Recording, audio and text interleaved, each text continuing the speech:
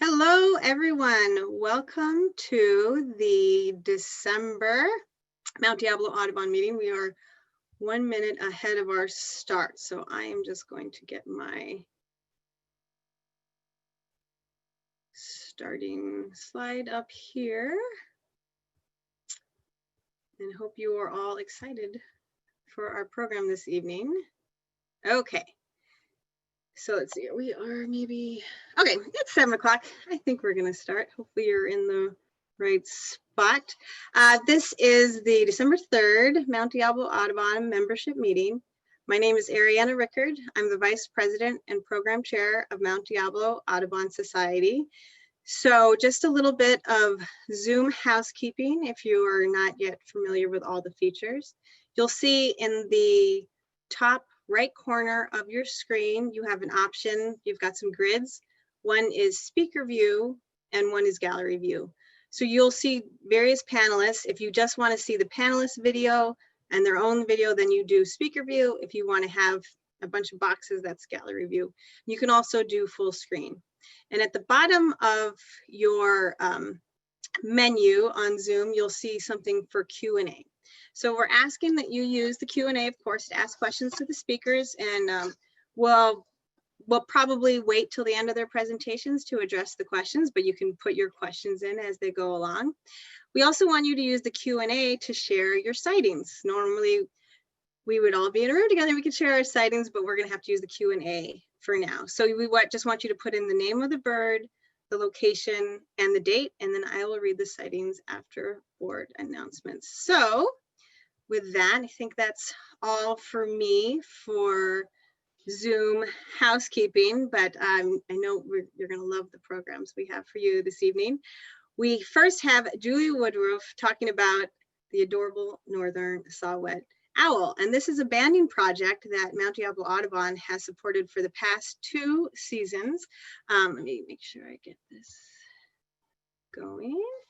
And we are really excited to hear more about her project. So I will turn it over to you, Julie. Yeah, thanks for that introduction, Ariana. My name is Julie Woodruff. I'm a local biologist here in the Bay Area, specializing in frogs and birds and owls. I got my master's at Chico State not too long ago, working with biology and working with saw-whet owls specifically. And I've been banding saw-whet owls for just about 10 years now. So I've been with these guys for a long time.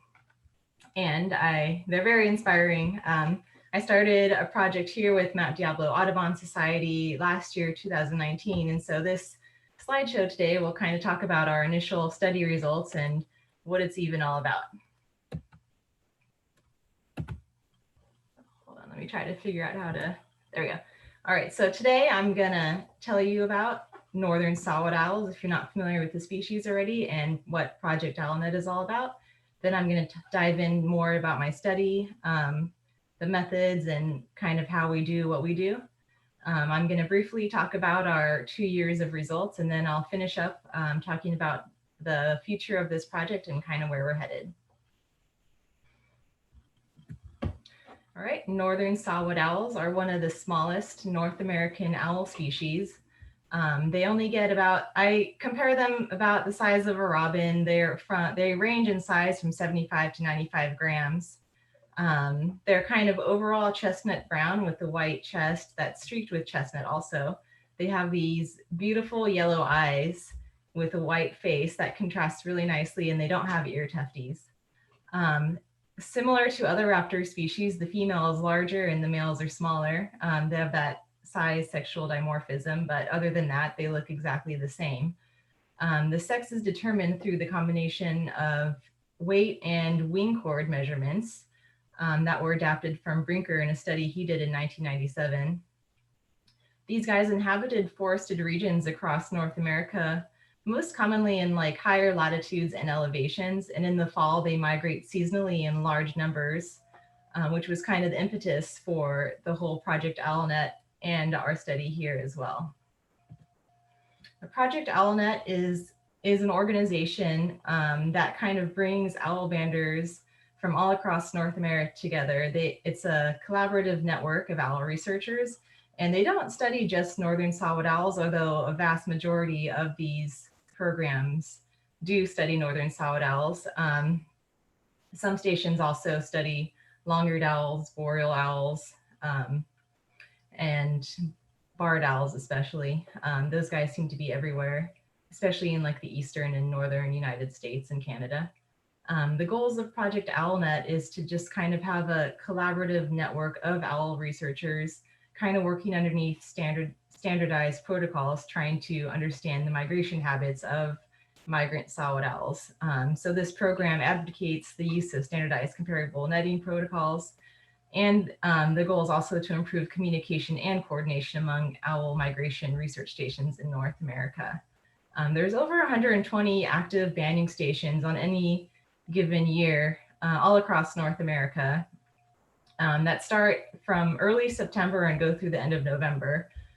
Stations that start earlier in September are kind of higher latitude, like up in British Columbia and Alberta. And they tend to catch a lot more owls than we do in kind of these southern latitudes. And the goal of the station is also to standardize data collection. And so studies can be between different owl banding stations would be very comparable with the results. The map here is the map of all the active fall migration saw-whet owl banding stations in North America. We're over here. I don't know if you can see my mouse or not, but down here in the Bay Area, our station doesn't show up on this map yet. We've only been active for a couple of years, and this map hasn't been updated in probably a decade, but you kind of get the idea of where the stations are most clustered over on the East Coast and up in Canada. We do have a few stations on our West Coasts, including the Forest Ranch Station, working with Audubon up there that's been running for about 16 years now. And then there's an active station in Humboldt right now.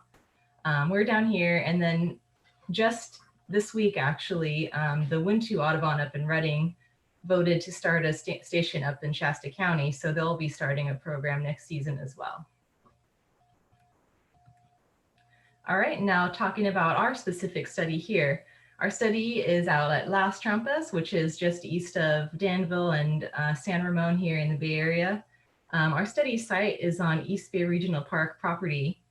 To do this research, I do have to have research permits. So I have obtained one through the U.S. Geological Survey Bird Banding Lab. I have a master bander permit through them. I have a CDFW scientific collection permit, and then I have a regional parks permit to work either in Las Trampas or Briones regional parks. In case you're curious, Las Trampas means the traps in Spanish, and that refers to elk trapping that occurred there in the 19th and 20th century. Unfortunately, we don't have elk anymore, or maybe fortunately, if we had them, I'm sure we'd have them wandering through our nets at night. Our site was established in 2019 here, and as you can kind of see by this photo, the habitat is open Oak Bay woodland. It's kind of scattered around the Oak Bay woodland. It's all scattered California annual grassland though, which is suitable wintering habitat for saw-whet owls.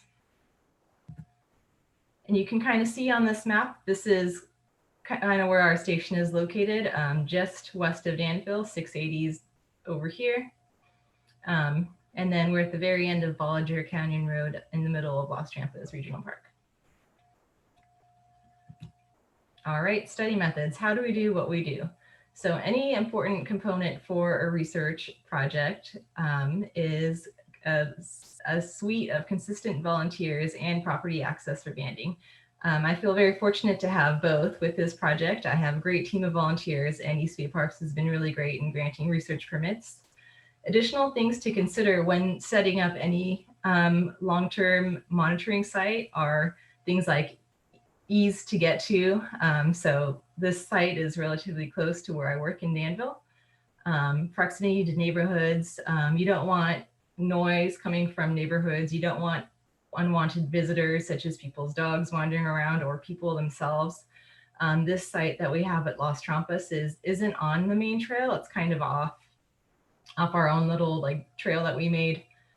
So we're not worried about people kind of wandering through our site while we're not there, or even like in the middle of the night, even though sometimes there's hikers that are out with headlamps doing night hikes and stuff like that.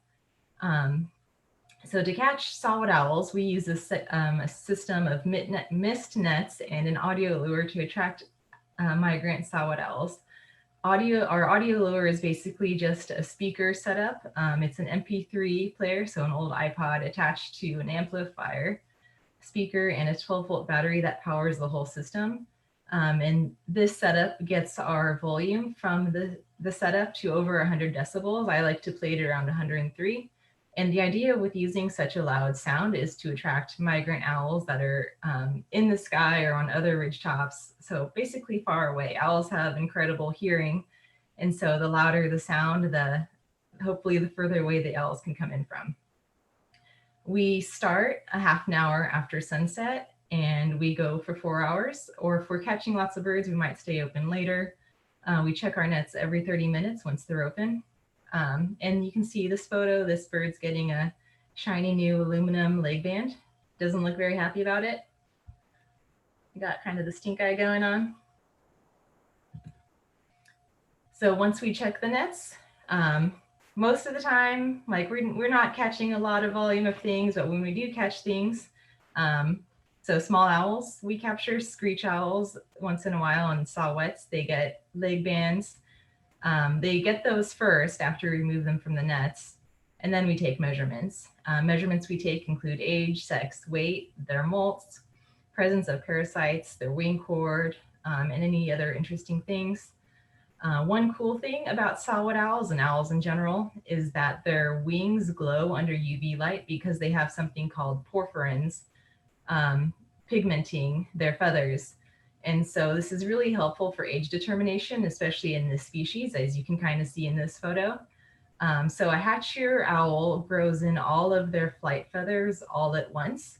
And so they're going to have a uniform distribution of the porphyrin pigment underneath their flight feathers, as you can see here. So they're all the same age feathers. They all have the same amount of pigment. And then once you start getting to older birds, they molt in kind of a specific way. So a second year saw-whet owl will molt its outer primaries and outer secondaries first, while the inner flight feathers are retained. These inner feathers have kind of worn off all their porphyrins and pigment, and so they don't glow quite as brightly as the new fresh feathers on the outside. So that's how we age them. We don't always need the UV light. Sometimes you can tell just by looking at the backs of the feathers. This photo is really great and illustrates the fresh feathers that are kind of dark brown on the outside and kind of light brown on the inside here. But once you get a bird that's 2 years or older than 2 years, it gets a little bit more difficult to age, as you can kind of see in this bottom right photo.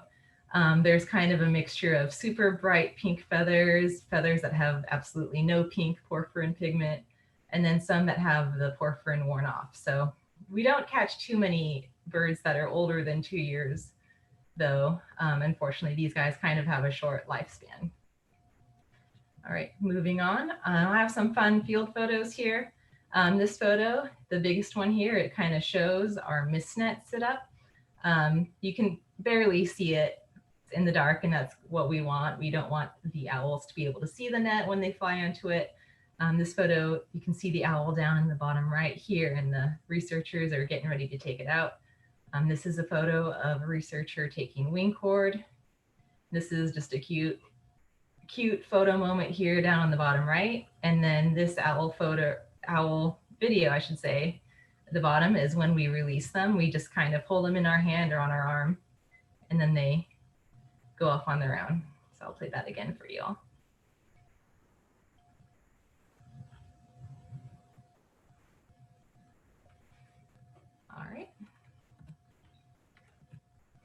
All right, going into some of the results. So 2 years of study is not quite enough to make a very good study sample size.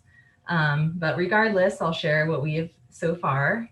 In 2019 and 2020, the effort was pretty similar, about 19 and 20 nights out.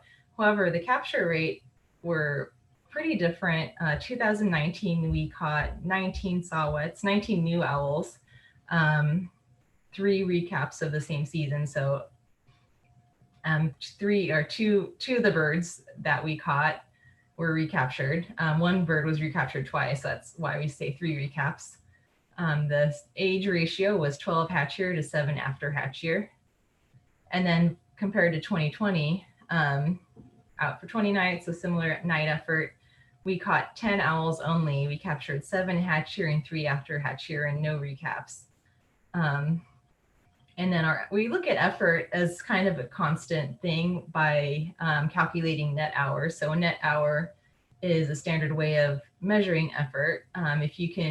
We would divide the net hours by owls caught, and that gives you an owl per hour net effort, if that makes sense. And if you're curious about how we calculate net hours, I can ask or answer you later if anyone is curious, but it's pretty boring in my opinion, but it's just kind of a standardized way of looking at effort. Something that's really cool to look at is when peak capture occurs during the study. So 2019, if we're plotting owls by capture date, we can really see what the peaks. 2019, they peaked around end of October, beginning of November. See this almost nice bell curve here and kind of taper off towards the end of November. And these are only dates that we're out sampling. So if there's a date without a number, we didn't catch anything that date. And that could be either last year or this year. This year, you will notice that our owl numbers are all skewed in October. We didn't catch a single saw-whet owl after October 29th. And we're thinking that might be caused by all the fires that happened north of the Bay Area this year. That's directly north of us. And I'm kind of thinking that the fires might have pushed the birds to migrate earlier since millions of acres burned up there. So that may have caused the birds to migrate early, but you never really know. It could just be a low migration year also, but hopefully more years of data will kind of let us know what's going on with the population. In addition to saw-whet owls, we also catch some other night creatures.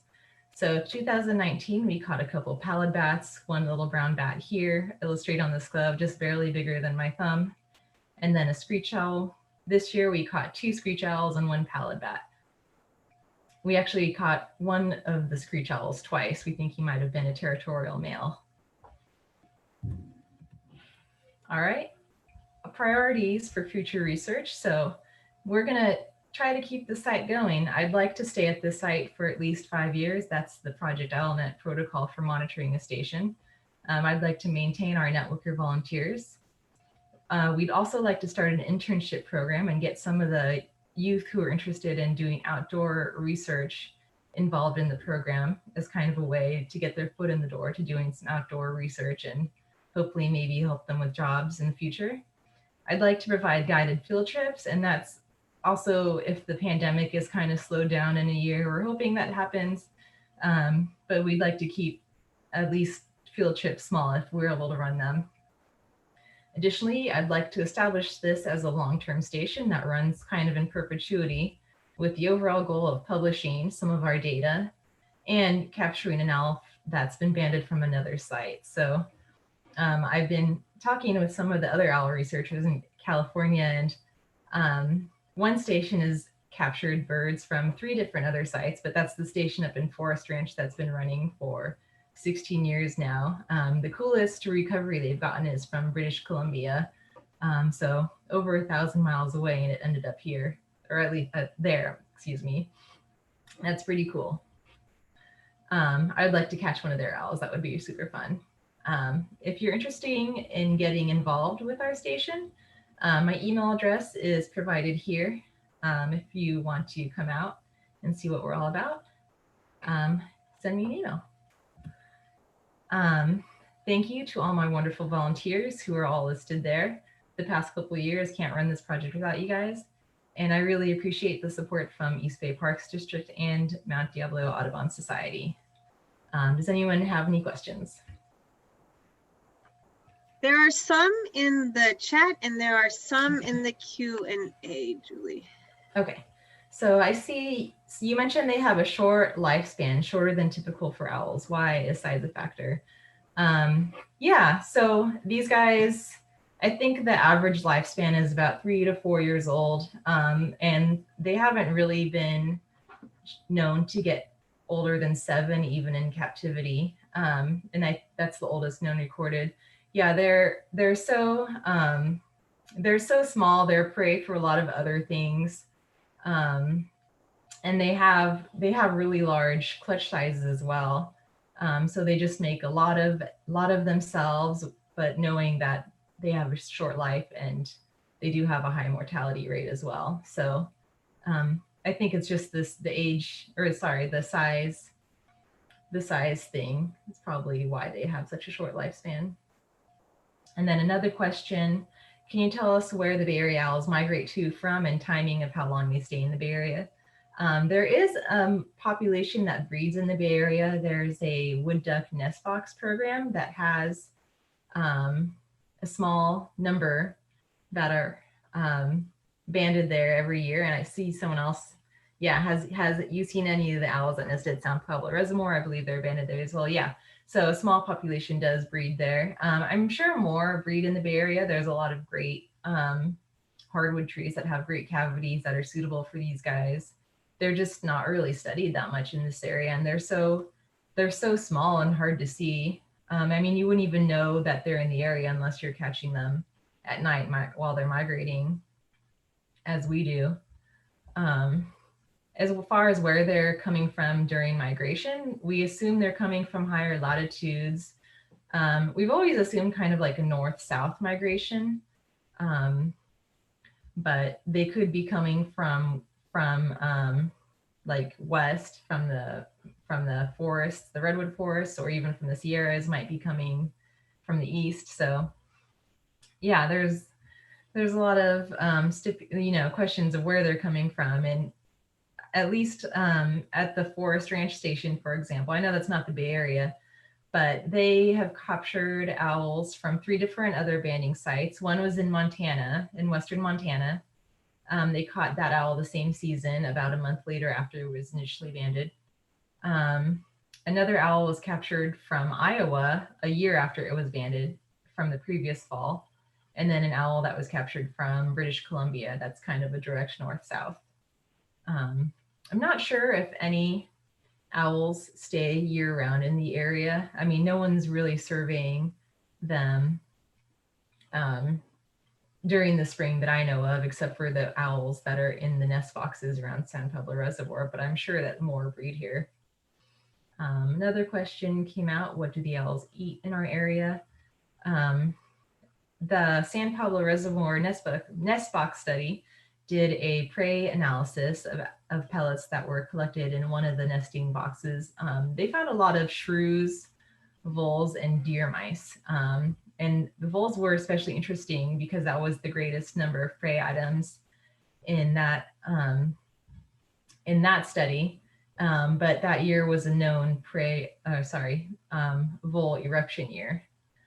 Voles get about the same weight as saw-whet owls. So it's kind of cool that these little guys can carry off something that's the same size as them. All right, another question. Your data from 2019 showing 2 peaks of owl captures reminded me of a similar pattern that Golden Gate Raptor Observatory found for red-tailed hawks each fall. They eventually found that the 2 peaks correspond to 2 different migratory pathways origins. Do you think that could be the case with saw-whet owls? It would be neat to put the transmitters on the birds at various stations.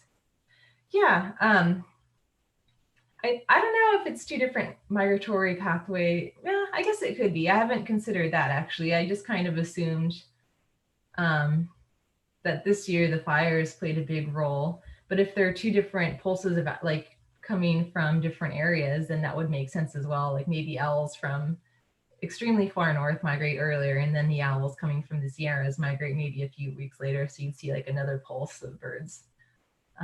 That's an interesting one to think about. And then I don't know if can you see the chat? There's a question: where in Las Trampas might I expect to see one of these? Ooh, I don't see. Oh, hold on. Chat. Let's see. Oh man, I don't know. They're so hard to find. I did a habitat study for my master's thesis. I actually put transmitters on 22 of these guys and followed them around during winter to see where they were roosting. But that was up in the Sierra Nevada foothills. They were using a lot of toyon shrubs and oaks. So they were either like at around eye level in a shrub, um, especially toyon in California Bay, or they were 40 feet up in a live oak tree. So I think you just have to be really lucky to find these. And I mean, most of these birds we never would have found if they hadn't had transmitters. So I've never seen one out on a hike myself, just in the wild. I've definitely detected them. I did spotted owl surveys for a few years for the Forest Service, and used to hear them at night during breeding season. But I've never just found them walking around. So I think you just have to be really lucky. They don't tend to hide out like in cavities during the day, similar to screech owls. They definitely will use cover. In other studies, kind of east of the Rocky Mountains, they tend to prefer conifers greatly. But again, east of the Rocky Mountains, the dominant tree species are all deciduous because they have much harsher winters than we do out here. So I would recommend maybe looking through anything that has dense canopy cover if you really want to see one of these guys in kind of, I guess, Oak Bay, Woodland, East Bay parks. And then these guys, I was going to say, these guys are they're super chill. They're used to not being seen. So if you are lucky enough to see one, they don't fly away. They really hang put, and that lends itself to some great photography if you are lucky enough to see them. And then in the Q&A, someone just said, I found one locally in Oak in early November and it was gone by mid-November. Look for droppings pellets. I agree, you have to be lucky. And then Alan has another question. Is there another way to tell whether the birds captured stay locally year round? I guess the best way to tell is if putting a transmitter on it. But with these guys, you have to put a transmitter on that's so small that the battery doesn't quite last a year. So you'd have to be really lucky. There was a study back east that put 200 geolocators on these guys with the hopes of just returning a few of them. And one came back without a geolocator, and another bird came back with a year of data. So a geolocator is a tag that passively will collect GPS data based on sunlight and day length, as opposed to a transmitter, which you have to have an antenna to follow it around, and it has to be relatively nearby. So there's a lot of different ways of tracking these guys, and using telemetry sounds cool, but if what I found in my study is they would hang out for a couple weeks and then just completely take off in one night, and you'd never hear from them again. So it's variable. Rosita wants to know if you have any comments about the bird found on the New York City Christmas tree. I think that's pretty cool. The bird was really lucky to survive that trip. But hopefully someone was able to band it before they released it, is all I'm going to say. Maybe one of the migrating saw-whet owl stations will be able to recapture it in a future year. Thanks, Julie. And then a couple more comments in the chat. We get saw-whet on Oakland Christmas bird count, which says they winter here. East Bay Mud, San Pablo Reservoir, and USL Reservoir have had saw-whet owls nest here. So I think that's it. So thank you again, Julie. I'm hoping that I can get out and help with the banding next season. It looks so cool. So thank you again. I hope to have you out there. Yeah, and let us know if there's any other way we can support you. Great. Yeah, thank you. Appreciate everything. All right. So now we are going to have our fun polling, and I am going to ask Mark to lead that. This is what I tried to do last month and was not successful. Okay. All right. Hi there. All right. I'm Mark Desson. I'm the MDAS Quail newsletter editor and also the website editor. And Ariana and I thought it would be fun to do a quiz of bird sounds. So we're going to have 5 different birds. I'm going to play the sound, and then we're going to display a poll that is essentially a quiz that you can make a selection, one out of 4 possibilities, to go ahead and vote for what bird you think that sound, what bird's making that sound. And we'll display the results to see how we all do. So I'm going to share my screen here. Oops, hold on, I'm going to stop it. I need to make sure that I am sharing with sound, obviously. It is. Okay, good. And we will go ahead and start the slideshow.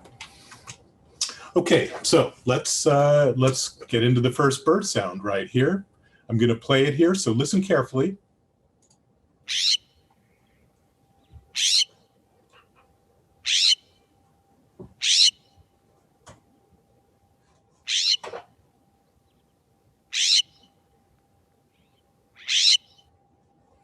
Okay, so now we're going to display the possible answers and give you the ability to vote on what bird you think made that sound. So I'm going to play it again.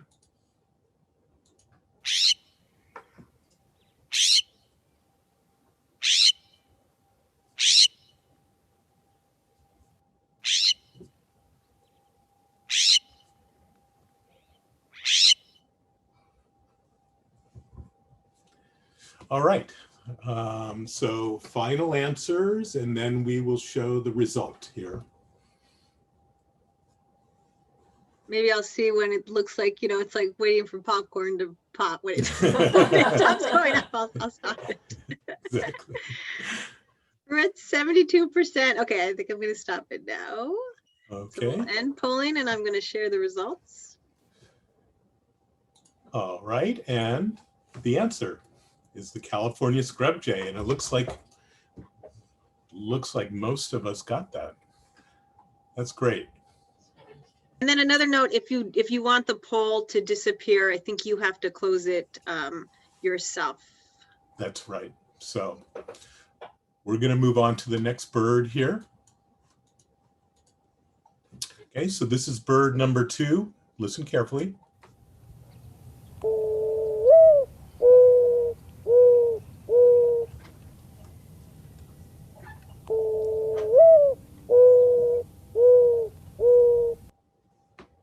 Okay, now we'll go ahead and show you the possibilities here and allow you to vote.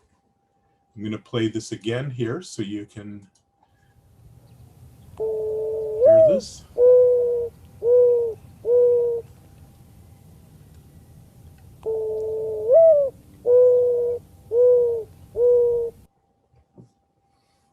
Okay, now we'll wait for the popcorn to pop here. Let's see. So 62. Good.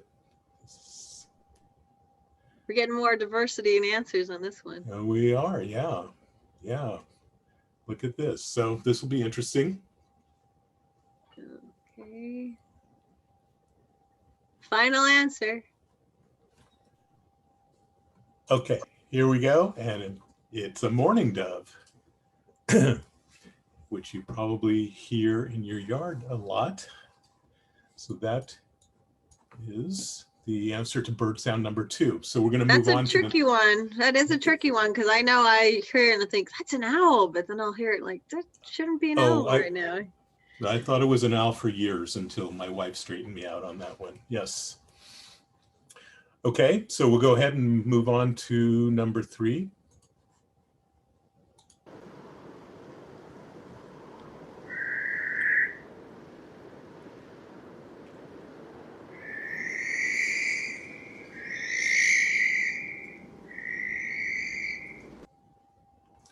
Okay, now we'll show the poll and the possibilities here, and I'll play it again.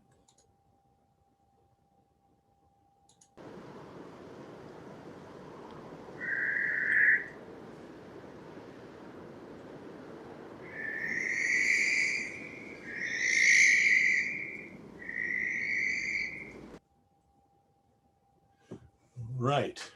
So this one surprised me when I was doing research on this.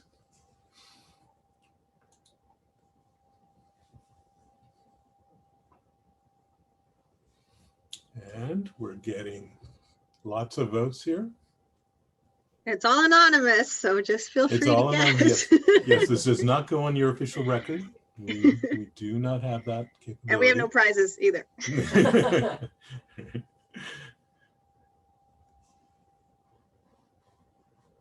All right, final answer. Okay. All right, here we go. Looks at that. Oh, that tied. Was a tie. That's a barn owl. It certainly sounds like it could be another type of owl, but that is what a barn owl, the sound of barn owl makes. So anyway, I think that's interesting result. Thank you for participating in that. Let's move on to the next one. This is bird sound number 4. Listen carefully.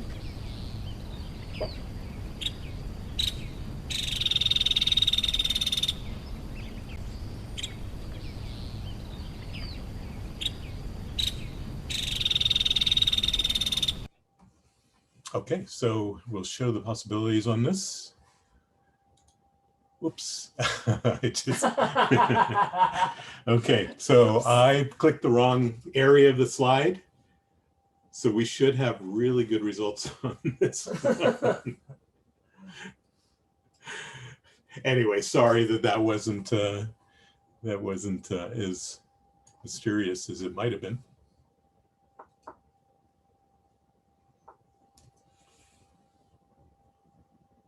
Okay, so I think I'll just, people are still voting.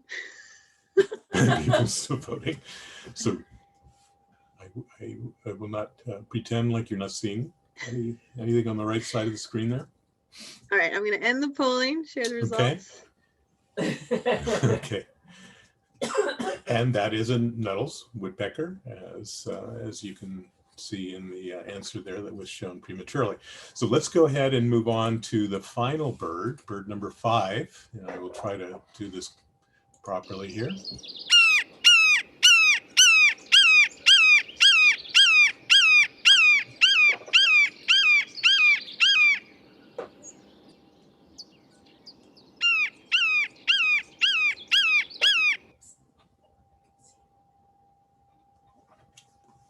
Okay, and then we have the choices there, and I'm going to play this one more time.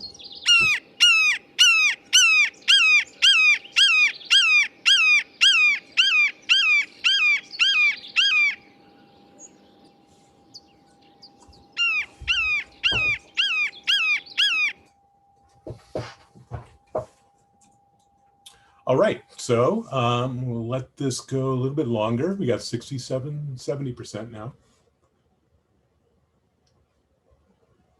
We have a couple of these which visit us regularly. And they sound just like that. Okay. And it looks like most of you got that one. That is a red-shouldered hawk. So it looks like we didn't, it looks like most of you got everything right there. That was a great result.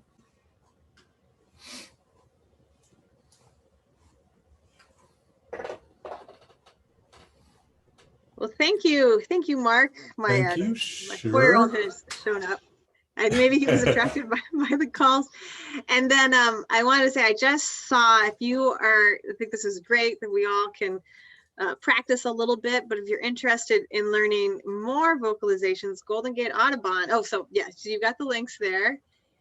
And oh, sorry, you go over those and I'll talk about the Golden Gate Audubon thing. Sure, I will. And I just wanted to let you know, in doing this, I mean, this is a fun project to do, but it made me recall that a lot of the first birds that I learned was their sound, and that I may not, my wife and I might not have actually seen them, but we could hear them. And there are a couple of really good resources here for learning to bird by ear.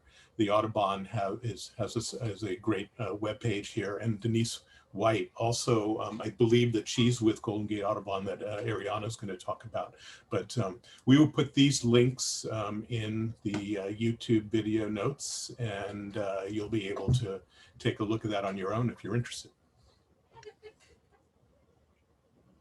Yeah, and a number of those, we were looking into the classes and a lot of them are full, but Golden Gate Audubon just put out an announcement about an introduction to shorebird vocalizations. So that's a class you can sign up for, Introduction to Shorebird Vocalizations, Winter 2020, with the instructor Steve Lombardi. And it looks like it's unlimited because in the past of these classes have filled up, but there's no limit on the number of students. And registration opened this week. So if you're interested, check it out on Golden Gate Audubon's page. So anyway, thanks again, Mark. That was great. Sure. And thank you, everybody. All right. So now we are going to go to some board announcements. So I'm going to ask Jerry, our president, to take over. Hello, everybody. This is Jerry here.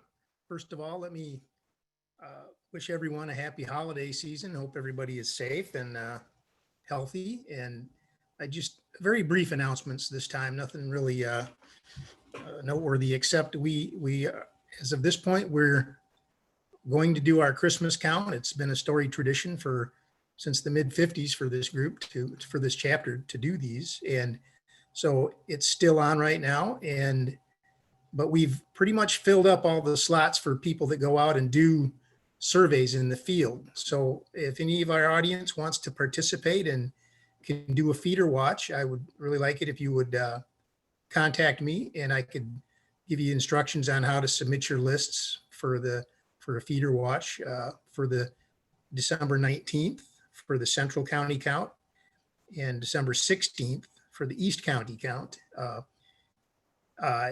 If you need to be within the count circle to participate, those are on our website. I published a note to how to see those maps in this month's quail as well, so you can refer to that.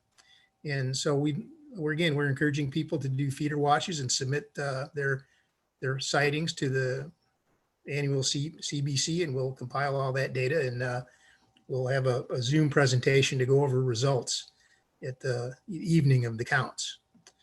And that's all about all I have to say. And again, happy holidays, everyone, and I hope you enjoy the rest of the program. Thank you.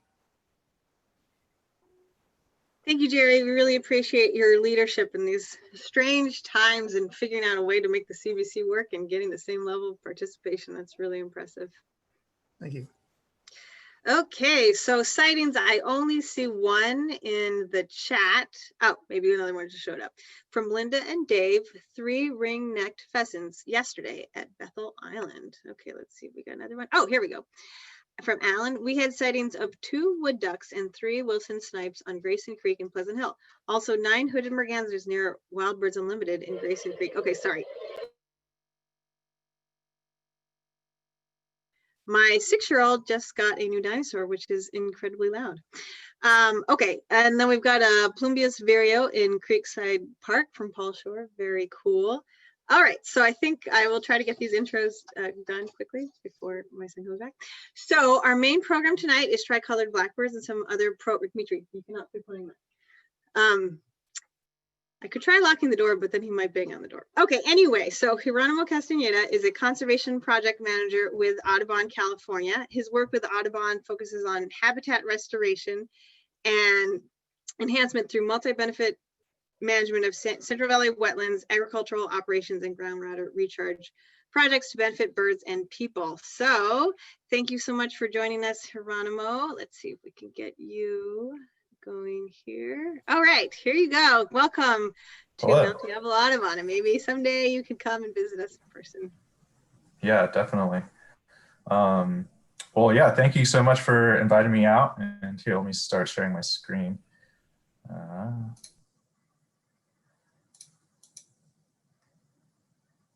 And let me get into presenter.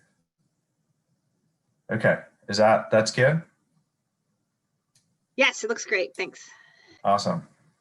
Yeah, well, thanks again for inviting me to join you today. And yeah, I'm pretty bummed out to not be able to travel and visit you all. I've been invited to do some talks for some other chapters as well this year, and it's always been exciting in the past to get out to new locations and do some birding and meet some other bird enthusiasts around the state. So hopefully soon.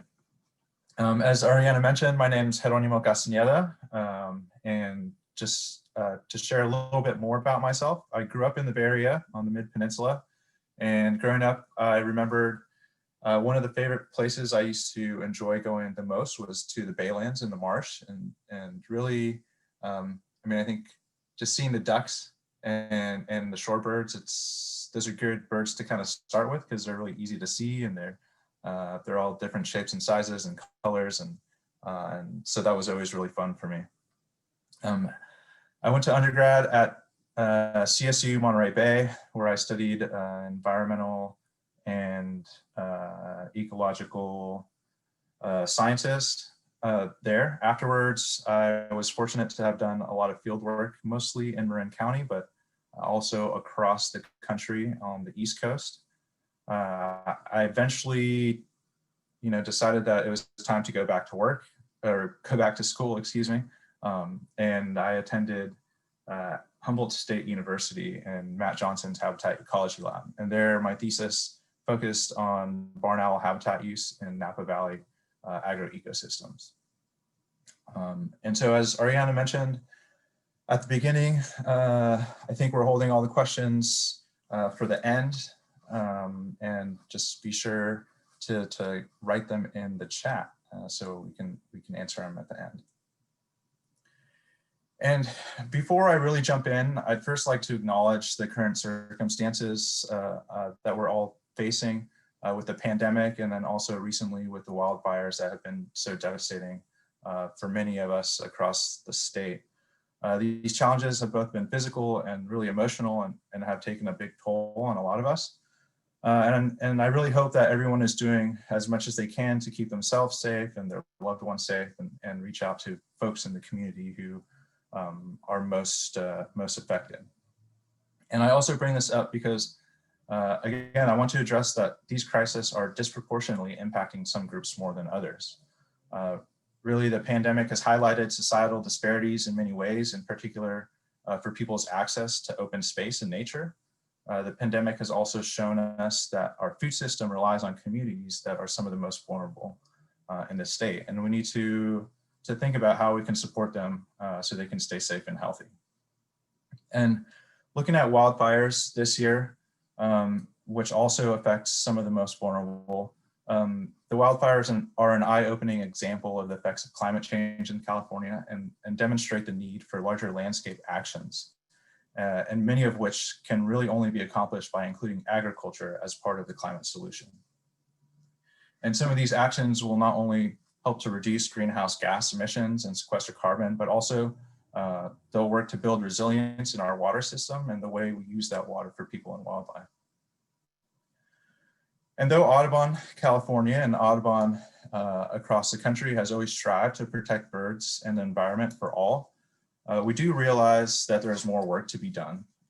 And we are really examining now more than ever how our work with new partnerships and leveraging existing partnerships can move us towards making decision-making more equitable and inclusive of all communities, while also ensuring that we can protect birds and the habitats they need to thrive now and in the future.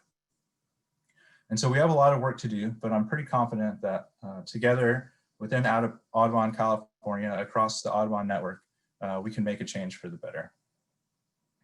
And so part of what that new process looks like for some of my work is to examine my current work through a lens of how it could be beneficial and more inclusive to communities, not just to birds and the environment. And then looking forward, how to determine if that work and future work can become more inclusive in ways, and start to develop ways and strategies that we can do that. So now this evening for my presentation, I'll share some of the current key areas Audubon, California is focusing on as we move towards our goals to benefit birds and people. I'll share a brief summary of some recently completed projects and current and upcoming projects that I've been participating in, as well as providing an overview of the tricolor blackbird nesting season, some brief background on the program, and what our efforts for tricolor blackbird conservation will be looking like moving forward. So, as we know, the Central Valley landscape was once an expansive mosaic of wetland and upland habitats. And over the past century, a vast majority of these habitats have been lost to urban growth and development, as well as agricultural expansion and conversion to non-wildlife friendly crops, such as vineyards and tree crops. And more recently, we see that climate change is acting as a multiplier of any negative impacts to remaining habitat and wildlife across the landscape. And so really together, all these factors have necessitated my work and Audubon's conservation work to focus on three key areas. The first is to move towards the scaling up of natural and working lands as part of the climate solution. And so across the state, this is happening through various initiatives and programs, including the Healthy Soils Initiative, which some of you may have heard of, which is supported by the California Department of Food and Agriculture. Many of these programs support our work, which includes developing whole farm conservation plans and working with producers across the valley to construct multiple benefit projects. And agriculture, or working lands, has really been a key player in maintaining the health of our natural resources and environment, even though in some instances they have caused a lot of the damage themselves. However, over the past decade plus, in particular, there have been many demonstrations of how agriculture can benefit the environment and wildlife. For example, Rice for Birds concept, where rice growers flood their fields post-harvest to provide surrogate habitat for overwintering water birds, especially a lot of geese and waterfowl, has been a huge success. Other examples are the installation of native plants on field edges or hedgerows and canal greening to provide edge habitat and help reduce soil and nutrient runoff into the water systems. And all of these practices are gaining more and more steam as the years move on and more data is collected about the benefits. A lot of these hedgerows and other greening of non-arable spaces also create highways or connectivity for wildlife to get from one patch of habitat to another. And so Audubon really continues to advocate for the expansion of these practices, concepts, and the overall multiple benefit values with local producers. But also we do this work at the Capitol through advocacy. And many of you have participated in Advocacy Day. And each year it's always a fun experience. And unfortunately, we weren't able to do that in person this year, but we did host a virtual one. And that was always something that's really special and meaningful for the work that we do. So thank you to all those who participated. And one of the recent projects that we completed,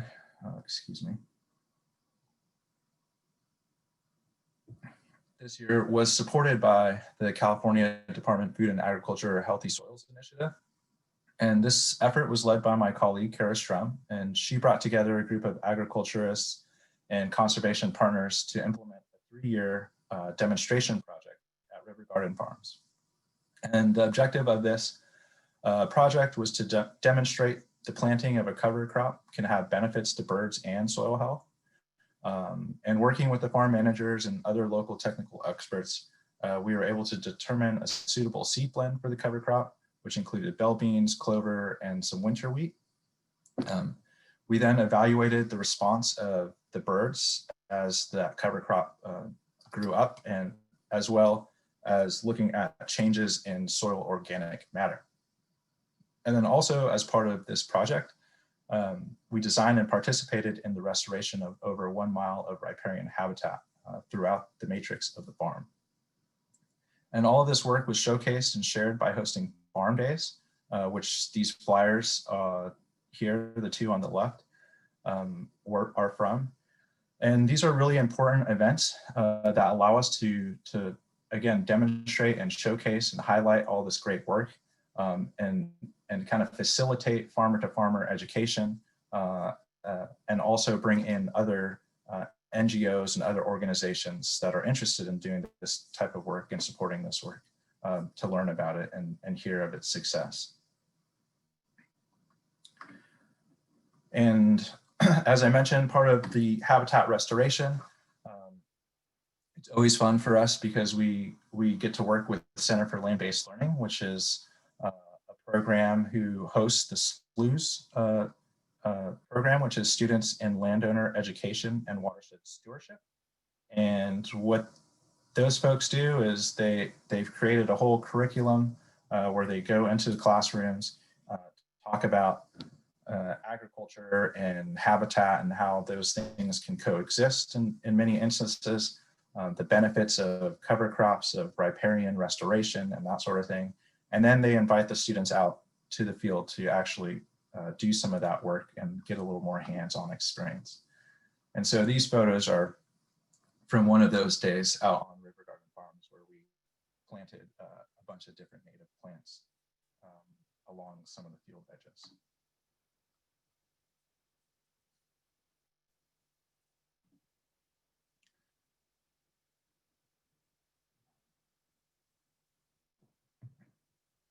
Now, second, water. So more specifically, we're working to secure and maintain the water that is needed to support any remaining critical habitat throughout the Central Valley.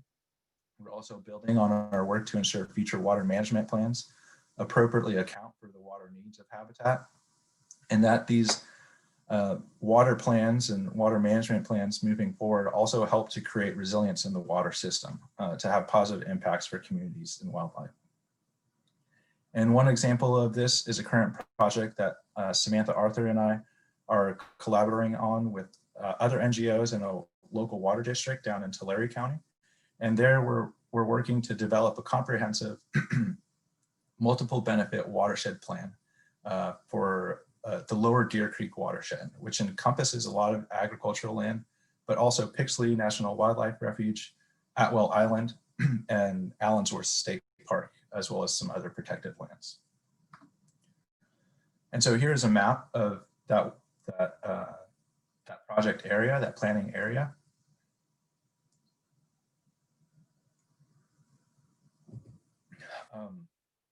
So we see a few things here in the black outline. That's our watershed area that goes along Deer Creek. The blue line, it identifies the boundaries of the irrigation district that we're partnering with to develop this plan. And then the various triangles, colored triangles you see there, they represent different communities throughout the planning area that will be impacted or benefit from different management activities associated with the management plan that we are helping to create. And part of this watershed plan is to identify areas for groundwater recharge projects, for multiple groundwater recharge projects. And all of this is to help support not only the community's drinking water, but also to help sustain agricultural viability in that area. And doing that all while supporting birds and other wildlife. And so this graphic here is an example of one of the resources that I helped work to create with some other NGO partners like EDF, the Nature Conservancy, and some other folks. And really, this is kind of what we imagine when we say multiple benefit projects. You can see there's the stream or the canal off to the far right. And as water is diverted into this one smaller basin, we hope to plant some native vegetation around the side to create some amount of habitat. And then as that water flows into a larger basin. We can install these habitat features like islands in the middle of the basin. And again, vegetate the surrounding areas to provide cover for a different variety of birds and whatnot. And while this habitat is being created, you're getting groundwater recharge, which is in theory supposed to benefit the groundwater aquifer by increasing the amount of water available to growers and communities, and or by improving groundwater quality, which a lot of the communities rely on for their drinking water.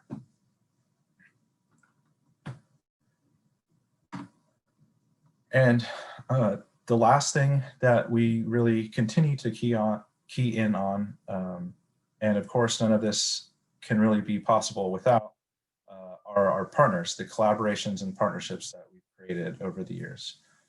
And so Audubon really strives to strengthen existing partnerships and challenge those partners and ourselves to reach beyond our comfort level, to grow our network, to diversify our partners, to have a greater impact and be more inclusive of all Californians.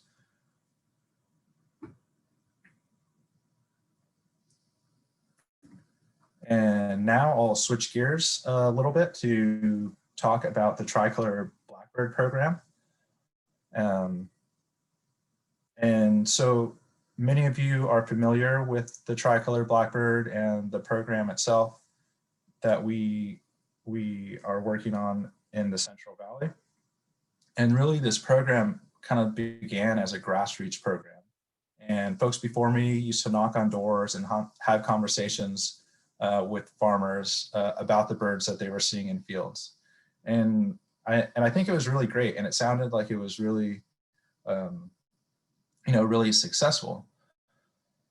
But as the situation became more dire for the birds, it became apparent that there was a real need to become more coordinated and reach folks in a more official way. And so my predecessors realized the best way to educate and outreach to producers was through developing partnerships. And in this case, with partners and folks that maybe environmental groups traditionally would not have partnered with. And that is to partner with ag industry folks, landowners, producers, and other ag groups. And what we were able to determine through our partnerships is that these groups, in many cases, they want the same thing that we do. And they have proved to be extremely critical and essential for the relative success of the Tricolor Blackbird conservation program that Audubon works on. And so before I get into more detail about the challenges and opportunities and these partnerships, let's take a look at and see who these birds really are. So the Tricolor Blackbird is a near endemic to California. So the majority of the population is only found within the boundaries of California. What makes them really unique is that they're the last land-based large colonial nesting bird in North America. And this uniqueness also makes them extremely vulnerable to any disturbance events at a nesting colony. The most easily identified or the most easy way to identify the birds are by looking for the males. And you can see in this graphic, we have Tricolor Blackbirds on the left.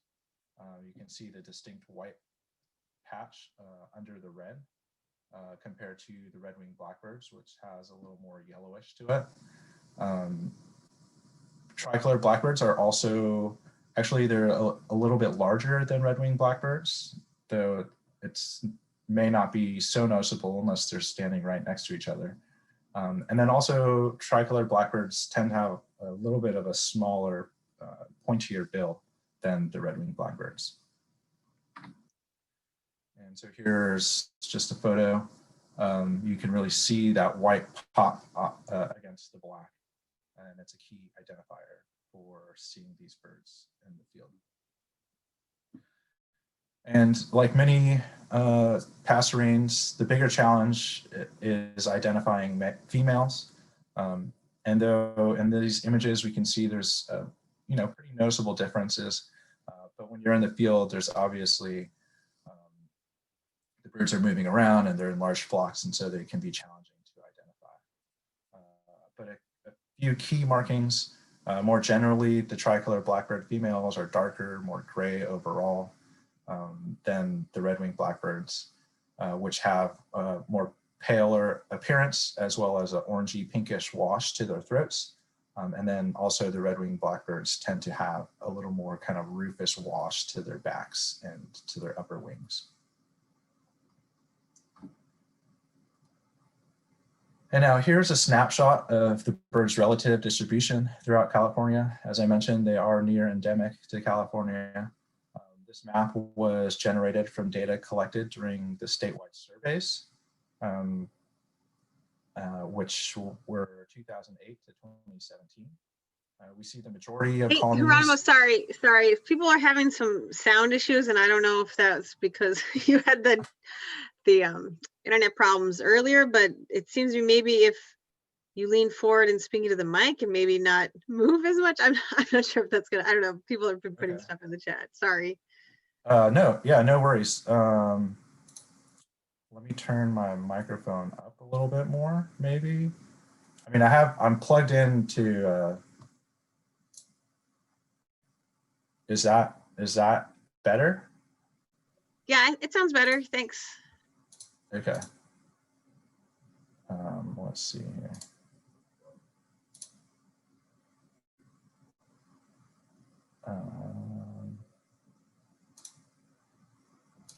What did I do?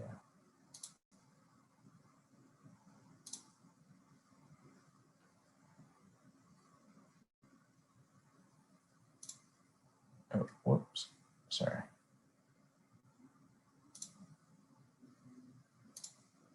Is there a point where I should go back to you maybe? Oh no, I think you could just go from where you were. Yeah, it just was sometimes going in and out, but I could still understand you. Okay, apologies for that.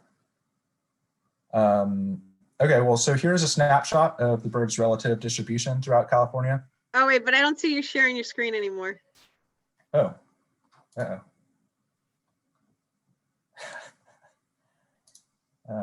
Oops, share screen.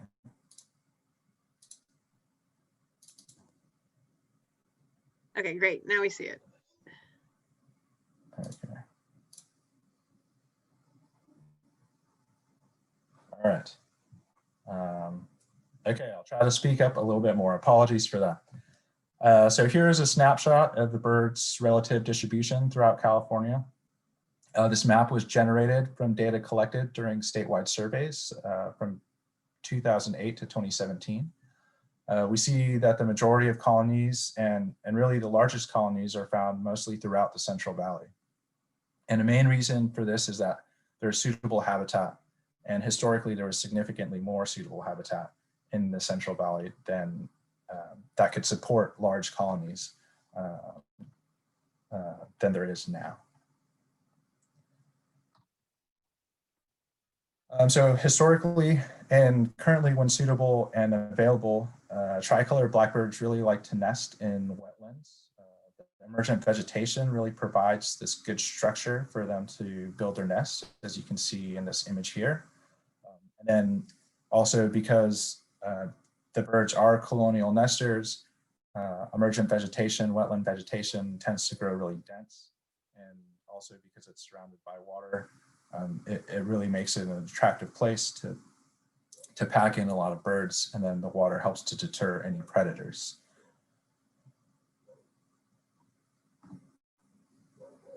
And here is a quick little video of some birds nesting at a wetland site in Tulare County.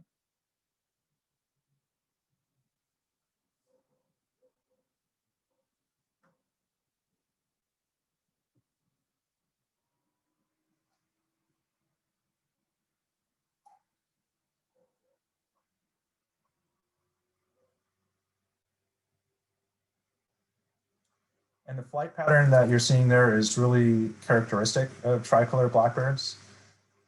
Again, you know, folks are used to seeing red-winged blackbirds or blackbirds in general congregate in big numbers. But during the breeding season, tricolor blackbirds separate from those other blackbirds. And again, that kind of undulating, streaming flight is pretty characteristic of tricolor blackbirds moving to and from their nesting colonies.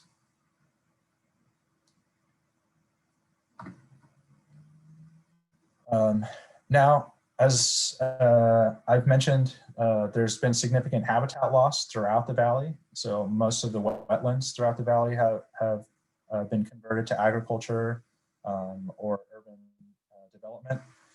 And so the birds have really had to turn to other substrates to support them. And here we see a nest in a silage field where dairy farmers are growing feed for their cows. And you can really see the similarities between this image and the previous one. I mean, the structure of the vegetation looks very similar. It really grows dense in the fields. And so it really provides a very similar nesting habitat for tricolor blackbirds. And as you can imagine, oh, and here's another video just demonstrating more birds, but this time they're flying into a grain field. You can see some of the dairy buildings there in the back.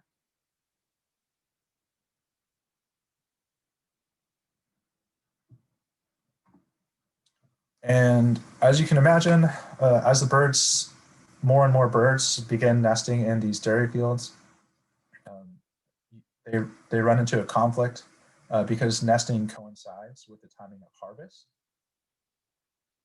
And so, again, as tricolor blackbirds are colonial nesters, a single harvest event can wipe out an entire nesting colony, which is extremely unfortunate and sad, and decimates a large portion of the remaining population. And so because of all of that, this really brings me back to the partnerships that we've created and how the effort to protect these birds became a bit more coordinated in the San Joaquin Valley. And so what happened next exactly? In 2014, Audubon heard of a new program supported by the Natural Resource Conservation Service, or NRCS. And this program was the Regional Conservation Partnership Program, or RCPP. And the objective of the RCPP is to bring together partners to increase the pace and scale of conservation. And so my colleagues at the time were really excited about this opportunity. They had already started developing some of these partnerships to help with protecting tricolor blackbirds, but this really provided an opportunity for them to kind of increase the pace, expand the program, and really reach more producers in a more coordinated and effective way. And so in 2015, Audubon led this group of partners here that you see on the screen to submit an application to NRCS, and we were successful in that proposal. And we were granted a 5 year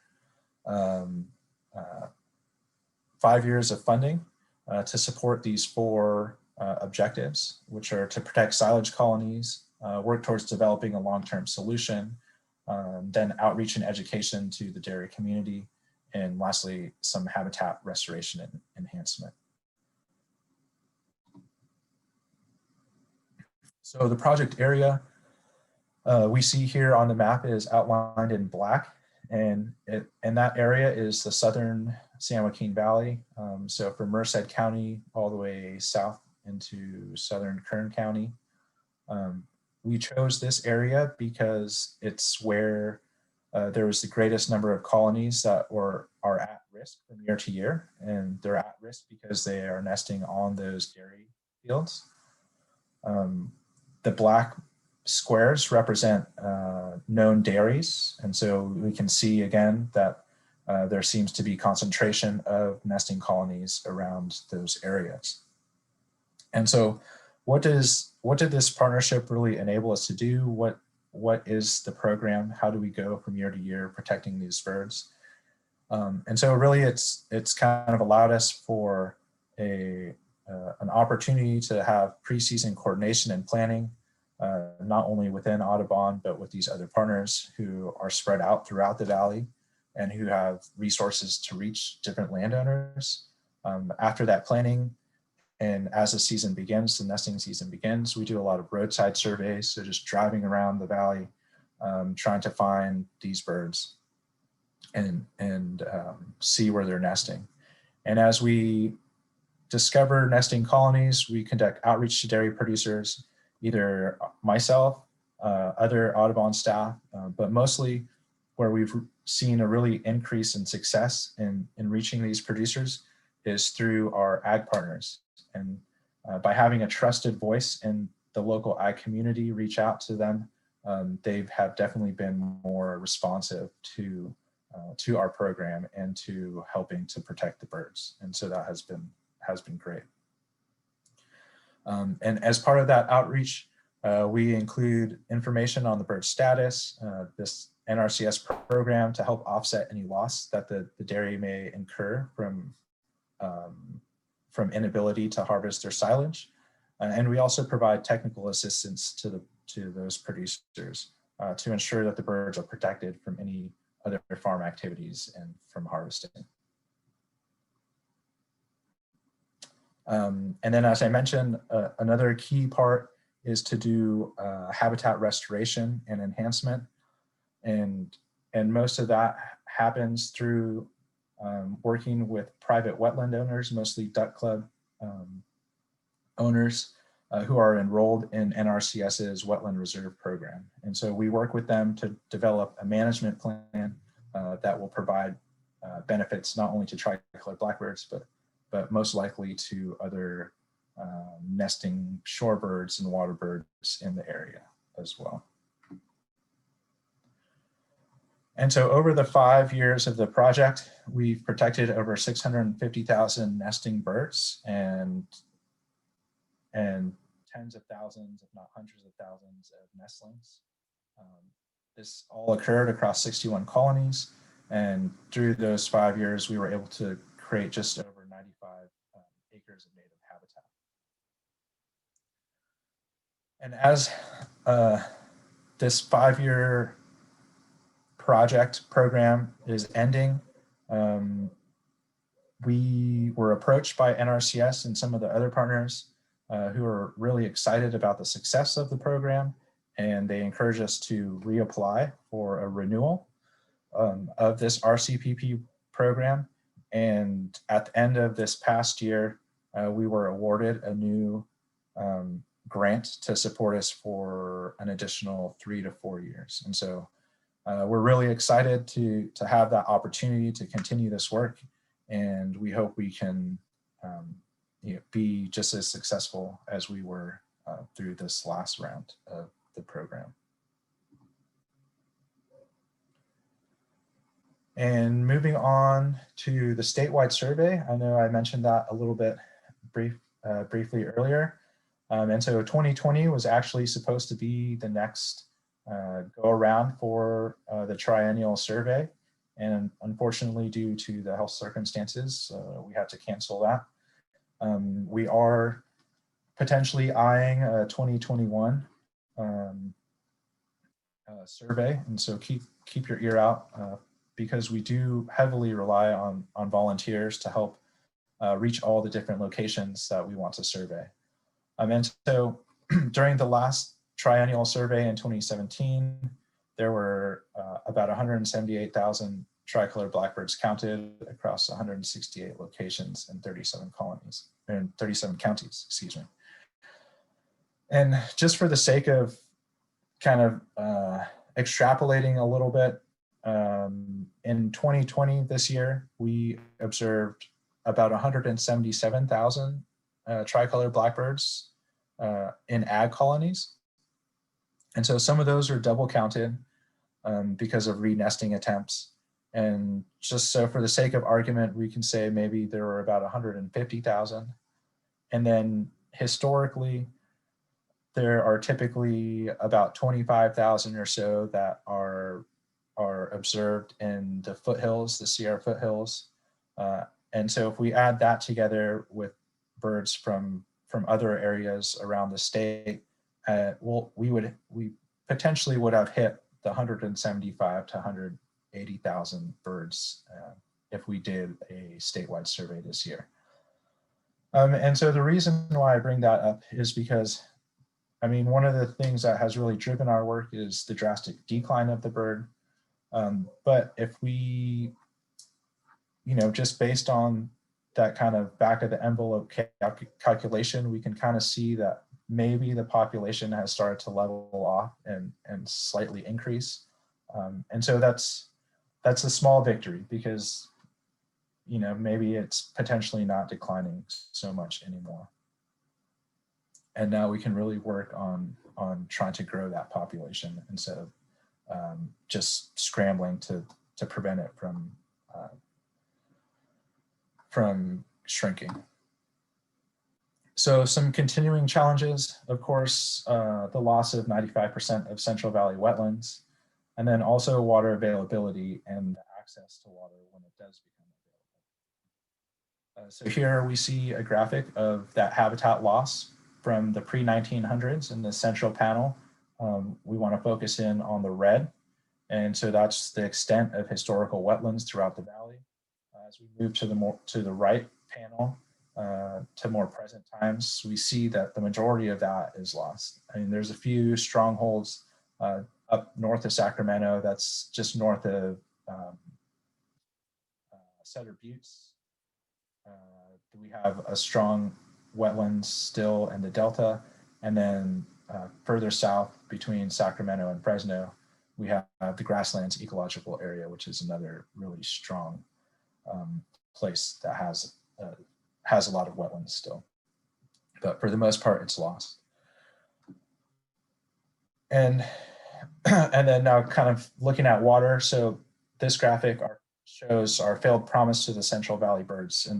And really what we're seeing here is the national wildlife refuges and other wildlife areas who were promised water through the Central Valley Project Improvement Act.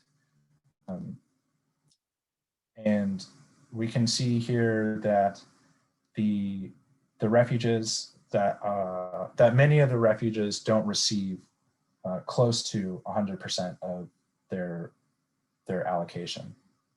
And so even though a law was passed to provide that water for these refuges, which in turn would have provided a lot of quality habitat for tricolored blackbirds and other birds and wildlife, we've really failed to get that water there. And so this continues to be a challenge, not only for us who are fighting for tricolored blackbirds, but also for other groups who are fighting for waterfowl and shorebirds and other wildlife. And so here's just a couple of articles. So when we can't get water to these refuges, we see a really negative impact to tricolored blackbirds across the valley. And with new groundwater regulations coming on board, a lot of folks are seeing that, they felt that they maybe had more time, but really I think time is running out, and there's going to need to be a lot more cutbacks to water use across the valley, or just figure out alternative or innovative ways to provide multiple benefits with the water that we have left. And so because of those things, Audubon, California has really stepped up its efforts in making sure that water, not only under the ground, but all across the board, supports birds and wildlife throughout the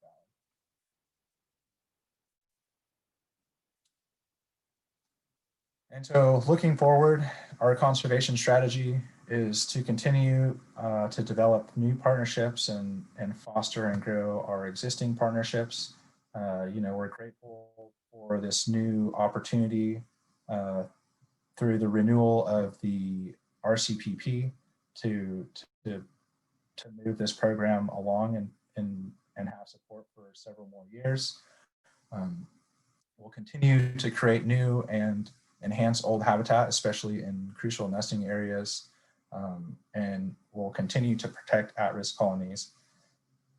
And as I just mentioned, we're really going to have to focus on how to develop and implement these multi-benefit land use projects to provide benefits to all the water users, not only tricolored blackbirds, but to people as well.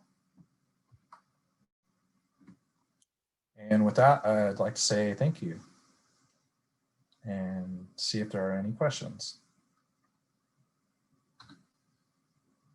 Let's see, I don't think I see any in the chat or in the Q&A, and I don't see anybody's hand raised. Let's see.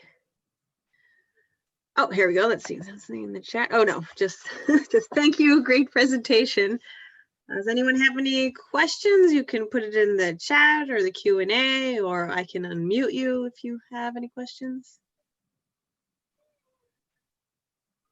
So if you do the 2021, it would probably be in the spring again for that survey? Yes, correct. Okay. I think we had planned it for April, sometime in April. Okay. Yeah, so you'll let us know and coordinate with Alan probably again if we're going to do that in 2021. Okay, so just nice compliments in the chat. Very informative, thank you. But I don't see any questions. Yeah, no worries.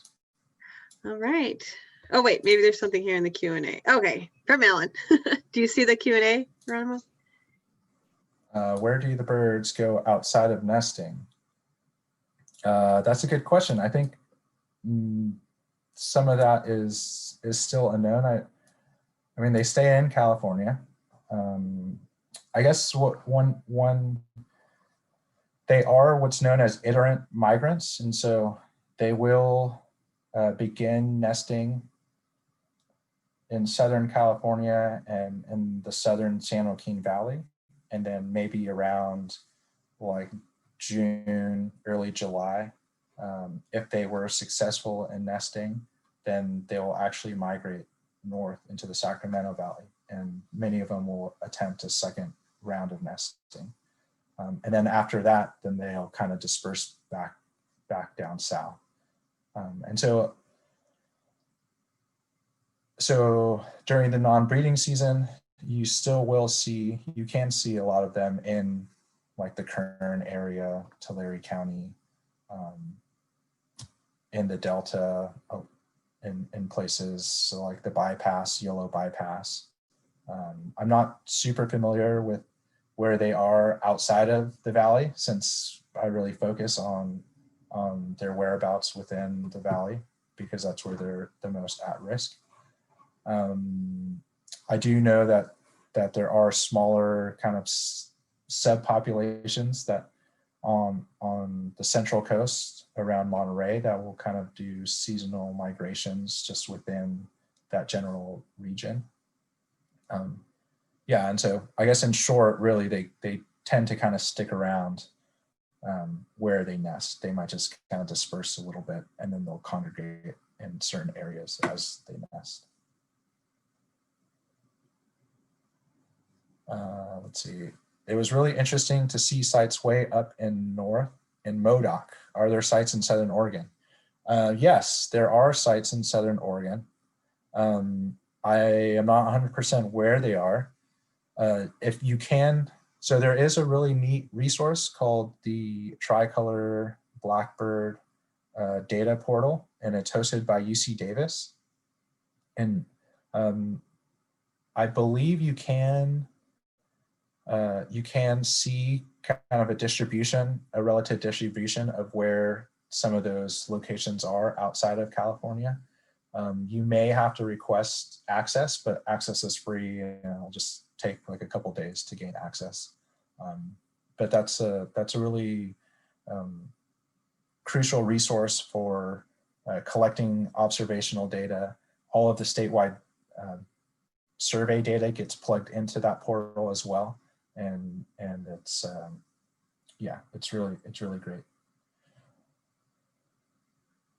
Are most of the dairy farmers cooperative with delaying or not harvesting their silage, or do some go ahead and harvest during breeding season anyway? That is a great question. And I will say that when the dairy farmers are approached and hear about the status of the birds that they're protected, so they were actually added to California's endangered species list as threatened in early 2019, but during the review process, they had those same protections, and the review process took a few years. So as we found the colonies and did outreach to those landowners, they weren't too happy that they had to change the way that they do things, but they understood that they really didn't have much of a choice. It's maybe not the best way for things to happen, but that's just kind of the way it is. Unfortunately, before there was a really strong coordinated effort by Audubon and some of the other partners, there were some instances where producers would harvest colonies. And so that was extremely unfortunate. And so again, that's, really that's where the value of the partnerships with the ag industry groups comes in, because if I'm driving down the road and I spot a colony and I send them a point on the map of where I am, they know, they're like, oh, I know who that person is. I have their phone number in my, in my Rolodex, and I'll give them a call right now. And they'll answer the phone because it's somebody that they know. If it was me calling, they probably wouldn't answer the phone because they don't know who I am. And so being able to have that connection with the ag groups has really led to a lot of colonies being protected. Thanks, Ron. And then we have a question here in the chat. Is there a way for the general public to get involved with these efforts or projects? I guess what kind of projects, I guess? I guess there's the volunteering to do the surveys, but is there any other way the public can get involved besides the survey? I would say off the top of my head, not really, not at this moment. I think it's because we deal with a lot of private landowners, and so it's kind of a sensitive thing. And this is also what we've been told by our ag industry partners. A lot of those farmers are really private. They don't like to be approached by strangers so much, and so I think it's best for the program just to have a few key people be there year after year. What has been helpful has been folks who are out birding and they'll see a colony, to shoot us an email or give us a call and just say, hey, I saw this colony here. Maybe estimate how many birds they observed and provide some cross streets so we can find out where those birds are, and then do some outreach to landowners. And then another question, what's the smallest colony size that's been successful? I'm sure it's been, I don't know off the top of my head, but I'm sure it's been maybe like a couple dozen, maybe even less than that. And then just a comment here, at Gray Lodge and Sacramento Wildlife Refuge, the last 3 days saw very few tricolored blackbirds. Appreciate your efforts. Yeah. All right, so I think that's all the questions. And I love your quail there. It was a nice touch. Yeah, it's a good one. Yeah. All right, well, thanks again. Really enjoyed your presentation. It's always good to know what's going on with the tricolor blackbirds, and hopefully we can get involved with the next survey. Yeah, definitely. Yeah, I'll let you all know what's happening with that. Hopefully early next year. Great. All right, thank you. Yeah. So that's it for our December program. We hope you can join us January 7th. We're going to get a highlights for the Christmas bird count, the East Contra Costa County count and the Central Costa County count from Jerry. And we will also have a main program all about owls from the International Owl Center in Minnesota. It's one of the beauties of doing things on Zoom. We can have people anywhere in the country, world, give us presentations. So that's it. I will have my cat say goodbye. She's an indoor cat, don't worry, but thanks again, and we'll see you next month.